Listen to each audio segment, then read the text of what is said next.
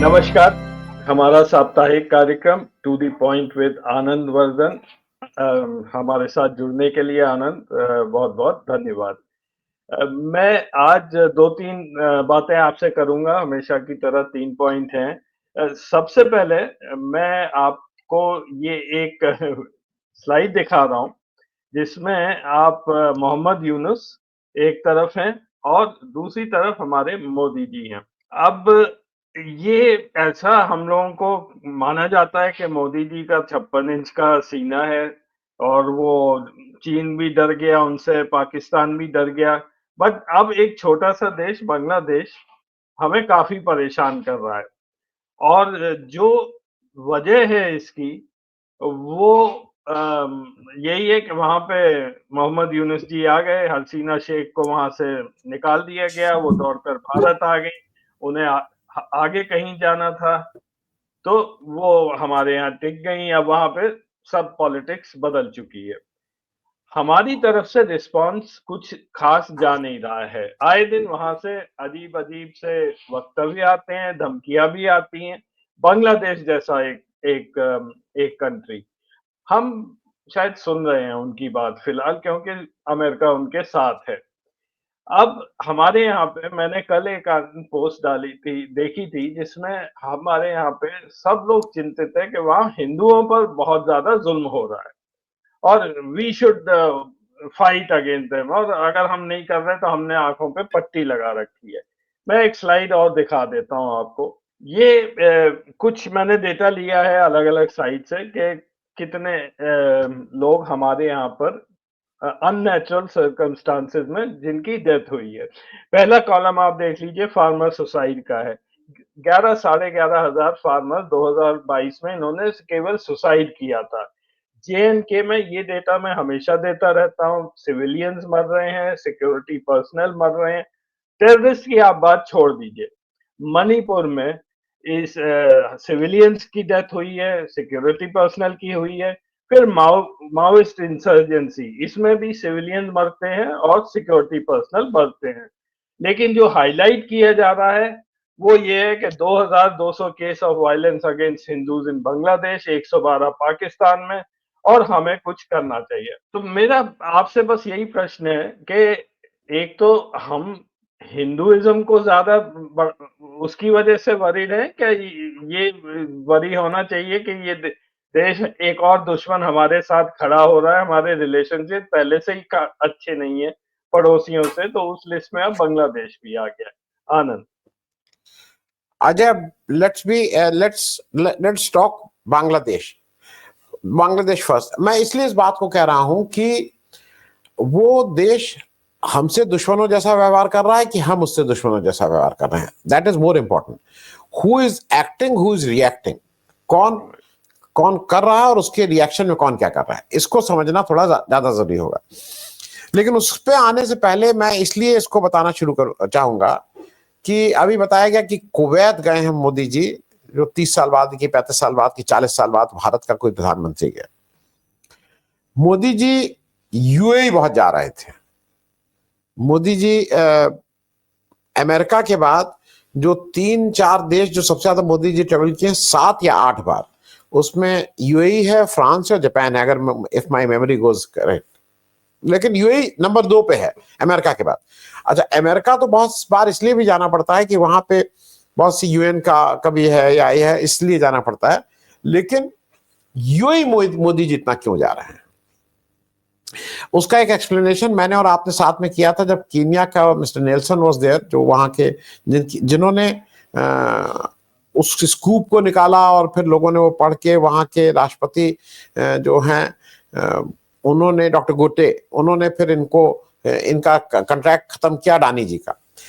अब होता क्या है कि भारत में आप कुछ भी खोदेंगे ना धरती को थोड़ा सा, वहां आपको अडानी ही लिखा नजर आएगा हर चीज में। और खास करके अगर इंटरनेशनल इश्यूज है तो वो अडानी जी हैं ही वहां पे। बिना अडानी जी के आपको कोई भी इंटरनेशनल इश्यूज, जहां पे हमारे थोड़े संबंध अच्छे या बुरे हैं, दोनों केसेस में। यूएई सबसे ज्यादा गए मोदी जी। यूएई जो कीनिया के राष्ट्रपति और मोदी जी की ओवरलैपिंग विजिट हो रही थी, वो फिर वहां से हिंदुस्तान आ रहे थे। तो ये 2+2 करने का आप अगर देखेंगे तो बहुत आसानी से हो जाएगा कि क्या हो रहा है।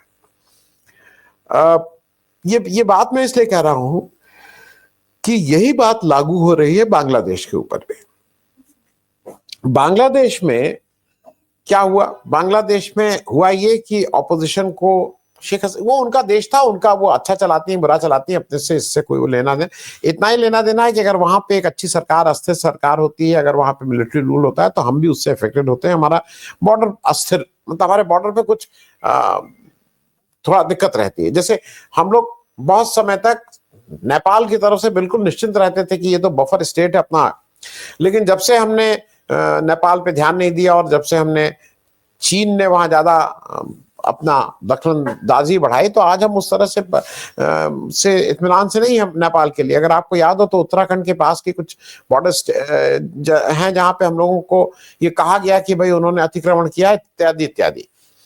अब बांग्लादेश के बारे में सही बात यह है कि बांग्लादेश में शेख हसीना जी ने के रिजीम के समय अडानी साहब का वहां बहुत इंटरेस्ट हो गया था, और अडानी साहब ने एक अजीब तरह का एक प्रोजेक्ट लगाया। उन्होंने प्रोजेक्ट लगाया गोड्डा में पावर प्लांट, झारखंड, इंडिया में बिजली सप्लाई होगी 100% 100% बांग्लादेश में, इंडियन सरकार के लिए नहीं।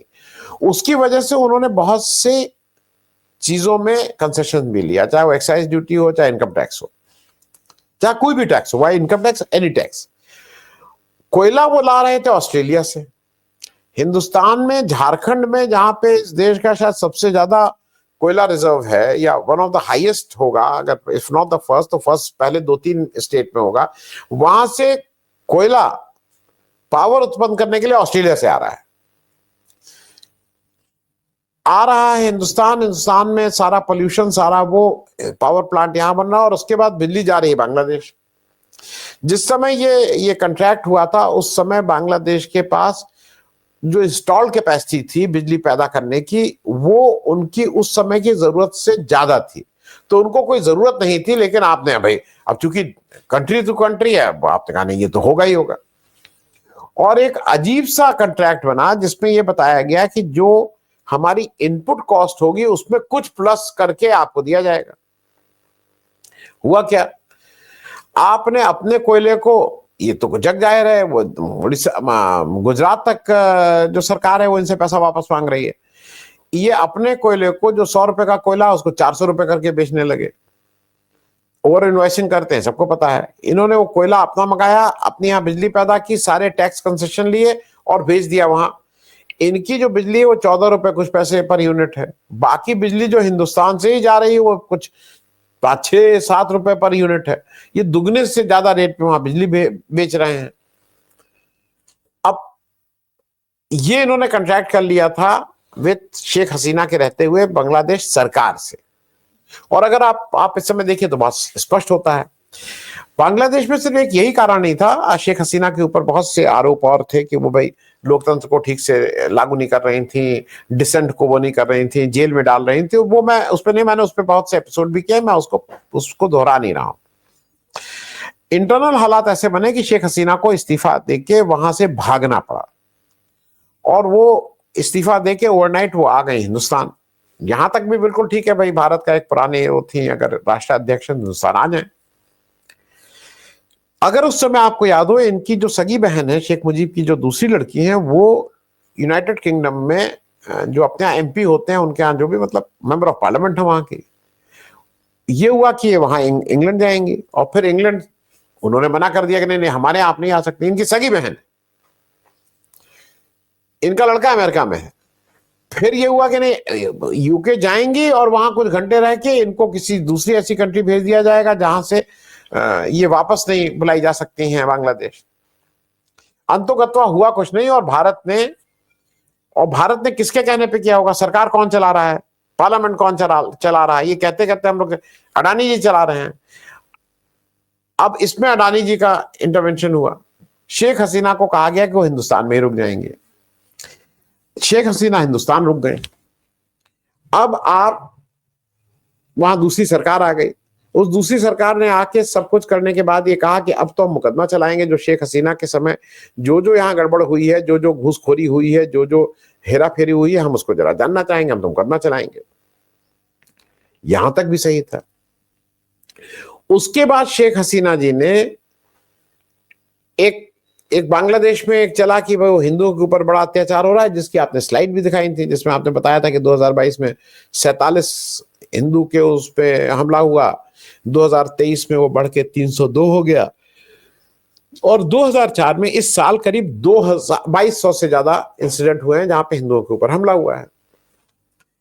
अब भाजपा की सरकार को लगा कि अगर कोई बांग्लादेश का कोई मुसलमान जो वहां का राष्ट्राध्यक्ष रह चुका उससे बुलवाओ, तो शेख हसीना जी को जो भारत में है, जहां पे रहने का कोई मतलब नहीं था उनका, वहां से इनसे एक टेलीवाइज कह रहे हैं, जो सोशल मीडिया के लिंक के थ्रू अमेरिका में जो बांग्लादेशी हैं उनके पास विजया दिवस करके वहां पे एक इवेंट कराया गया, और जहां पे उन्होंने बांग्लादेश की प्रेजेंट रिजीम को सारी गाली दी।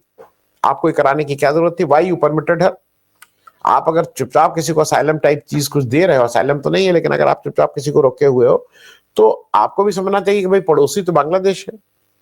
शेख हसीना नहीं, शेख हसीना आएंगी चली जाएंगी, मुजीब आए थे चले गए थे, इंदिरा गांधी हैं आज नहीं है, राजीव गांधी थे आज नहीं है, तो आपसे तो उस देश से ताल्लुकात है ना।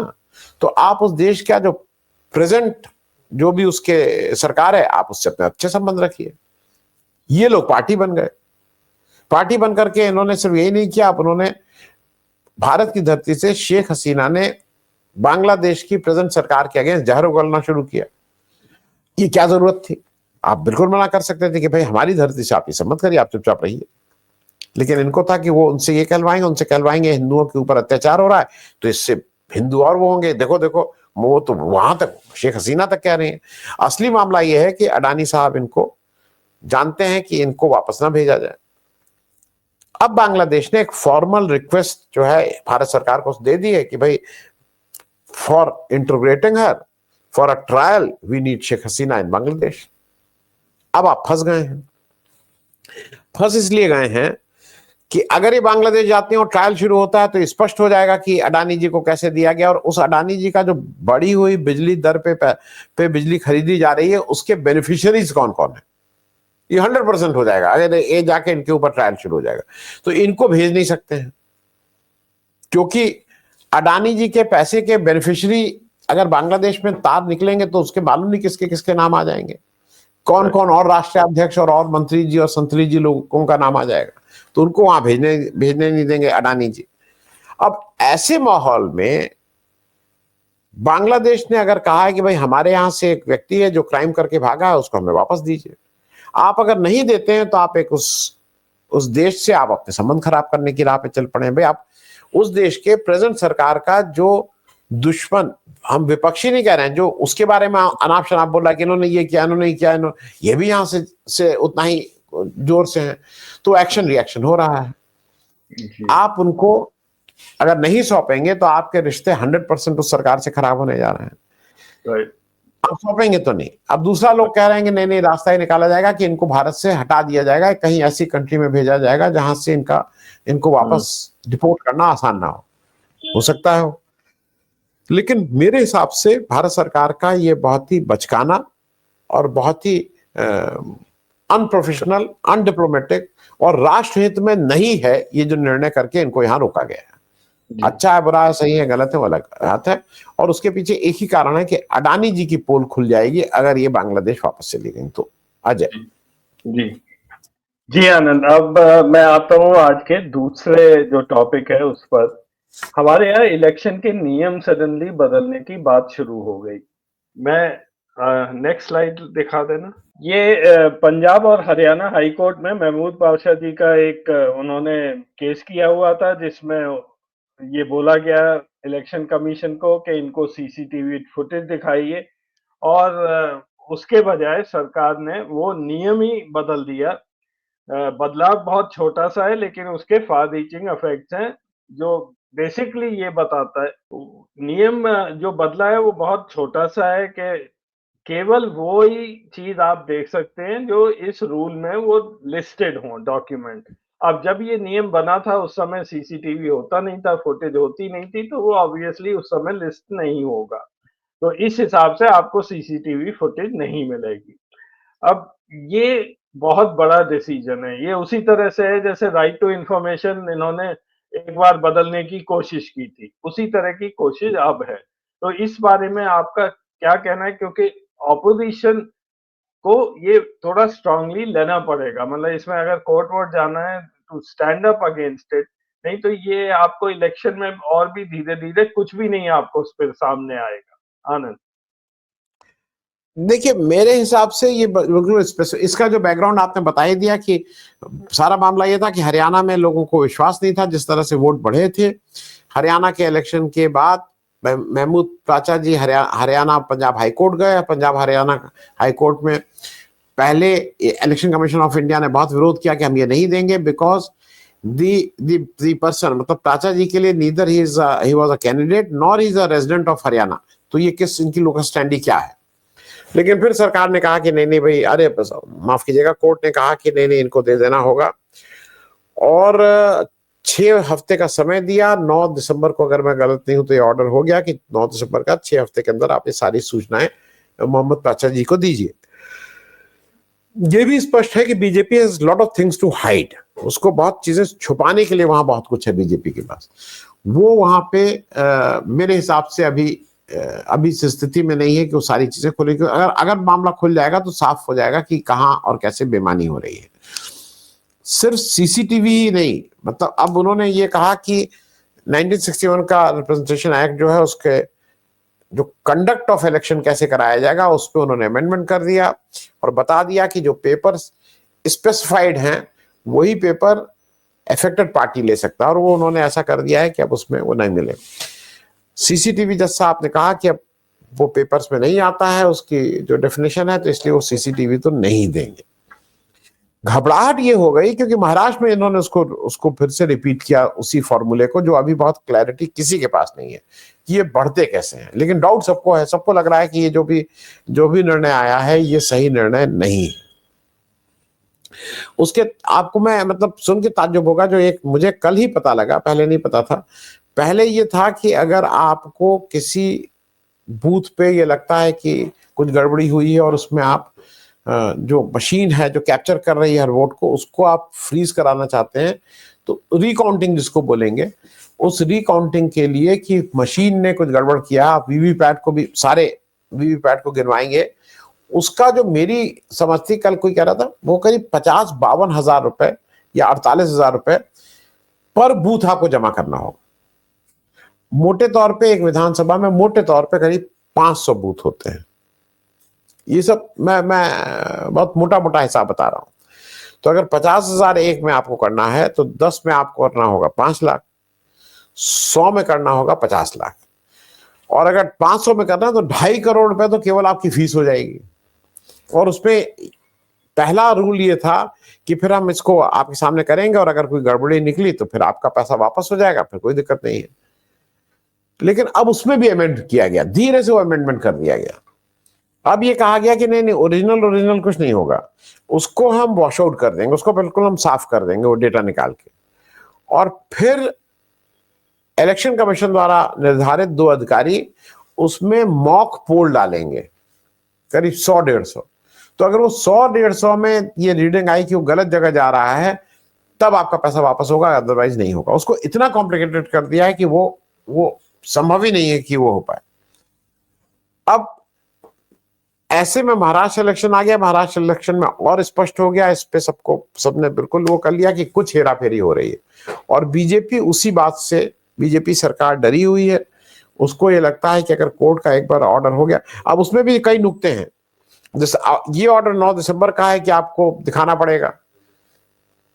20 दिसंबर का सरकार ने रूल्स चेंज किए हैं, तो क्या 9 दिसंबर का जो ऑर्डर हो गया था वो इस पे गवर्न होगा कि उनको दिखाना पड़ेगा, ये देखने वाली बात होगी। लेकिन कुल मिला के ले दे के बात यही है कि लोगों के मन में अब इलेक्शन कमीशन ऑफ इंडिया की विश्वसनीयता 0 से भी कम हो गई, नेगेटिव में हो गई है। और ये तो इस देश को तय करना होगा, यहाँ के लोगों को तय करना होगा कि वो कैसा लोकतंत्र चाहते हैं। वो तो आने वाला समय बताएगा। तो मुझे ऐसा लगता है कि जो भी ये हो रहा है ये बिल्कुल ब्लेटेंटली मोदी जी और बीजेपी सरकार ना कोई कागज दिखाना चाहती है, ना कुछ और करना चाहती है।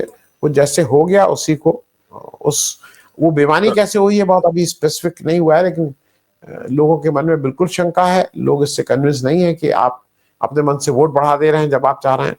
तो शंकाएं तो बहुत हैं अजय जी। आनंद, अब मैं तीसरा अंतिम क्वेश्चन, थोड़ा निर्मला सीतारामन पे मैं बहुत ज्यादा नहीं जाऊंगा, क्योंकि पिछले 2-3 दिन से उनके जितने मीम्स बन रहे हैं जीएसटी को लेकर वो हम सब ने देखे हैं। उनका जो स्टेटमेंट भी है, वो जो उन्होंने दिया है, वो शायद किसी की समझ में भी नहीं आता है कि वो बोलना क्या चाहती हैं। जो उन्होंने कार कार का रीसेल के बारे में उन्होंने एक स्टेटमेंट दिया था।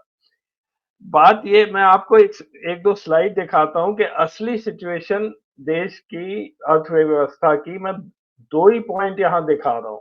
लेफ्ट हैंड साइड पर आनंद ग्राफ है। एक लाल वाला पर्सनल इनकम टैक्स का है और ब्लू वाला कॉर्पोरेट इनकम टैक्स का है। जब से बीजेपी सरकार आई है, कॉर्पोरेट टैक्स निरंतर collection as a percentage of total collection गिरता रहा है, और इस साल आके पहली बार शायद हमारा personal income tax has cross the corporate tax.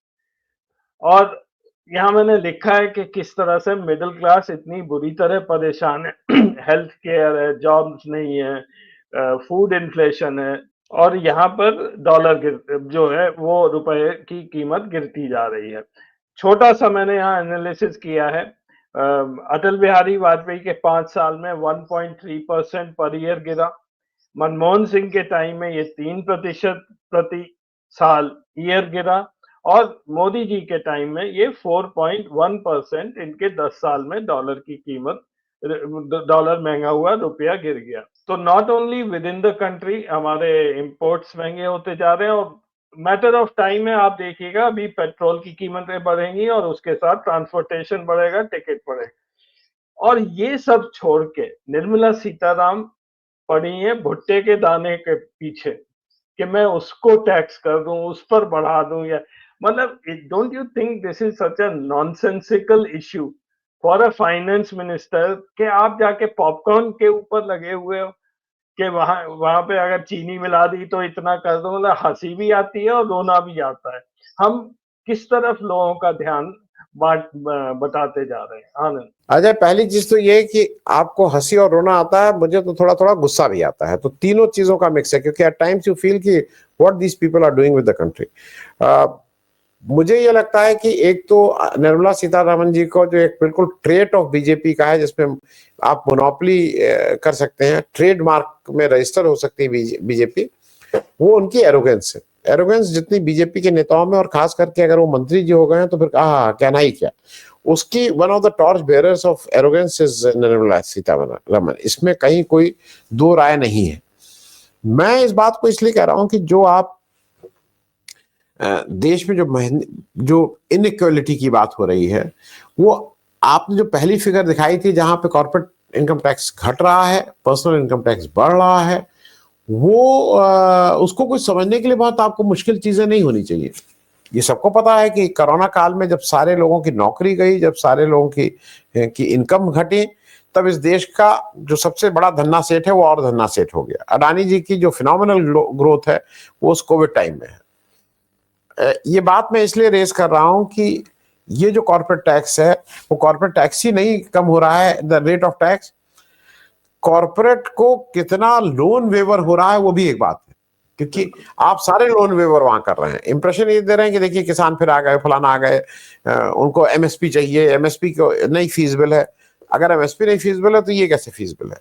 दूसरी जो आपने डॉलर की बात कही है, एक तो डॉलर की अब जो दशा है वो इतनी, मतलब as a country it is in bad shape. दूसरा, अमेरिका की धमकी लगातार है कि हिम्मत भी मत करना कि डॉलर की जगह तुम किसी और करेंसी के साथ अगर वो करोगे तो ऐसी, मतलब इस समय तो वो धमकी दे रहा है भाई। Trump is giving you warnings, he is threatening you. तो वो थ्रेटनिंग उधर है ही। लेकिन मुझे लगता है कि निर्मला सीतारमण जी को थोड़ा ये समझना होगा कि जब आप ये काम कर रही हैं तो वो शायद, मैं कोई इकोनॉमिक्स का विद्यार्थी नहीं हूं, मैं कोई कॉमर्स का, लेकिन एक मोटे तौर पे इतना समझता हूं कि अगर आप डीजल या पेट्रोल का प्राइस बढ़ाते हैं तो उससे वो उसका कैस्केडिंग इफेक्ट होता है। वो सब्जी, दूध, अनाज, राशन, पानी सब महंगे होते हैं।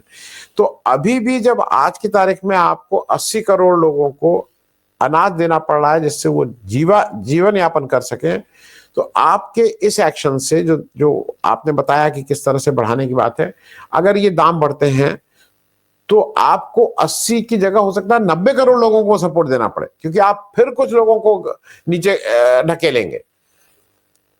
जो पॉलिसीज बन रही हैं, बिल्कुल साफ लग रहा है कि पॉलिसीज केवल और केवल कॉर्पोरेट को ध्यान में रख के बनाई जा रही हैं।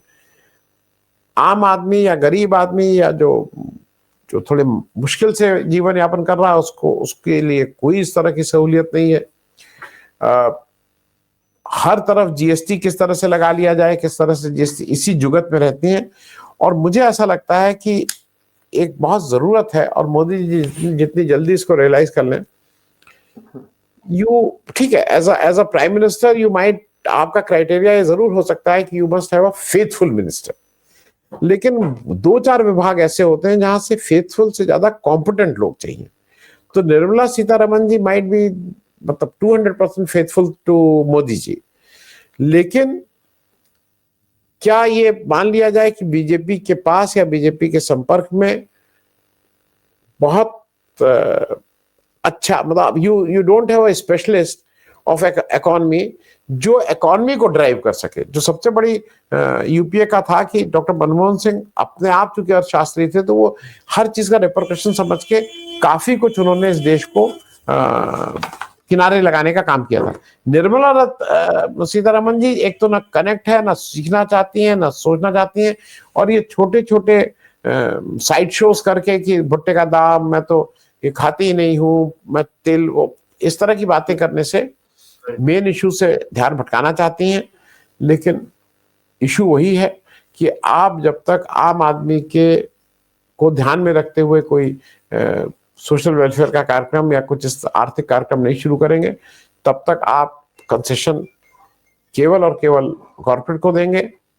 आप जो अभी की पॉलिसी है उसमें कॉर्पोरेट को जिस तरह से टैक्स की छूट दी जा रही है वो उन्हीं को मिलेगी, और जो आम आदमी है वो धीरे धीरे उसका दायरा और बढ़ता जाएगा। आज 80 करोड़ हैं जो अनाज मांग के खा रहे हैं, कल 90 करोड़ होने से कोई रोकना जरा मुश्किल होगा। अजय जी आनंद, जो आपने टिप्पणी की मंत्री के बारे में, निर्मला सीतारमण के बारे में, I think that applies to many more people in the present cabinet. वो अकेली नहीं है इसमें, मतलब कोई और मंत्री दिखता भी नहीं है एक आध को छोड़ के, और जो कोई सक्षम मंत्री भी हैं वो मुंह चुप करके बैठे हुए हैं। Thank you so much. आज के प्रोग्राम में इतना ही वक्त है, फिर मैं अगले हफ्ते फिर जुड़ेंगे Anand. Thank you very much. जी, आप सबका भाई इस चर्चा में भाग लेने के लिए जो लोग इसको देख रहे हैं, थैंक यू सो मच, और देखते रहिए। थोड़ा हम लोगों को भी अच्छा लगता है जब आप इसको प्रमोट करते हैं। थैंक यू सो मच, धन्यवाद।